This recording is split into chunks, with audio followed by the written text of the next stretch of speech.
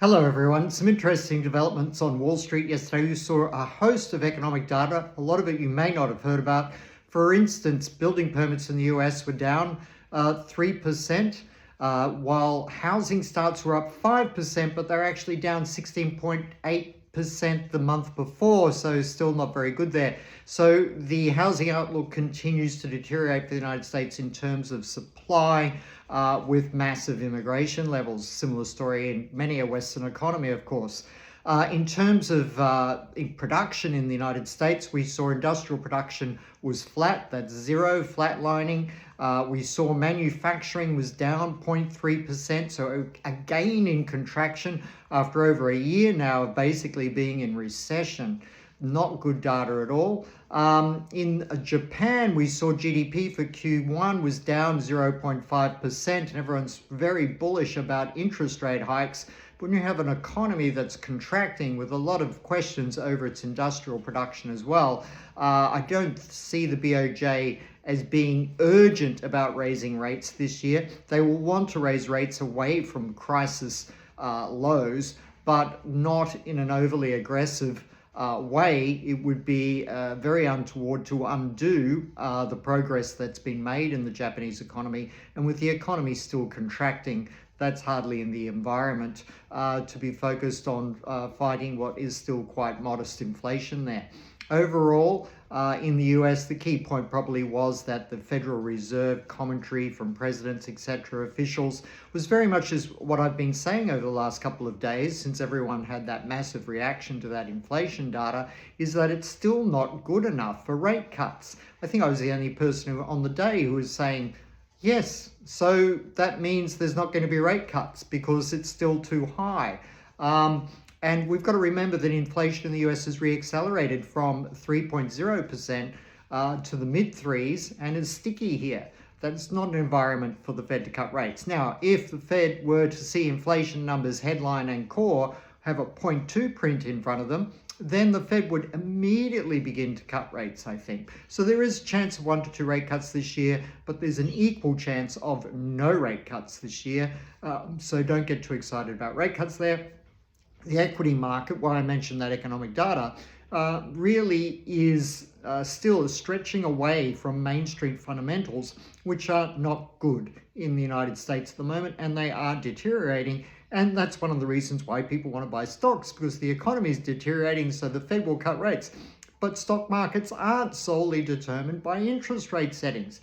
Stock markets and interest rates can go up together, reacting simultaneously to a strong economy, and they can fall together, responding to a weakening economy. What's difficult this time around is that the weakening US economy is in an environment of high inflation. For instance, import prices were up a whopping sort of 0.9% in the latest month. That was out on Wall Street today as well. 0.9% increase in import prices. They were up 0.6% the month before. You know, as I said, around 2.4% for the 4 months, running at 7% annualized. Obviously, it's not going to stay there. The next data series will be lower, but import price inflation is very strong in the United States. Services inflation is strong, and the manufacturing sector is in contraction, and the housing industry is really pretty much in a recession as well in terms of construction. So weakening US economy, firm inflation, hard to cut rates even in an election year. It's a difficult further 12 months ahead for the United States, I would say, and I'm not sure equities can sustain their current levels. In terms of price action, oil.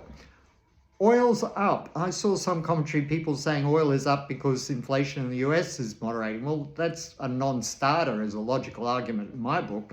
Oil is up because the situation in Gaza is deteriorating rather significantly. We may not be getting a lot of press on that, but it is. Residential buildings being bombed, etc., as Israel starts to move against Hamas strongholds, but unfortunately with incredible levels of collateral damage, as we're all aware.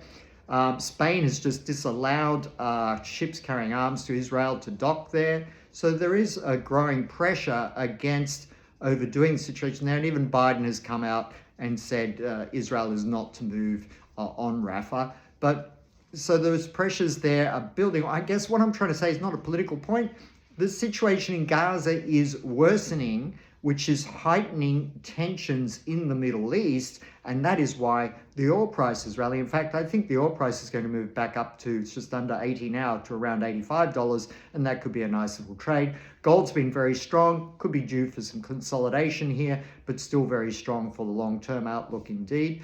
The US dollar, very much a mixed bag. I tend to be a buyer of the US dollar as Russia is making significant advances. Russia took 10 villages in Ukraine in one day, 1 or 2 days ago. And there are large levels of Ukrainian surrenders happening, which means it's a tough war on both sides. Excuse me.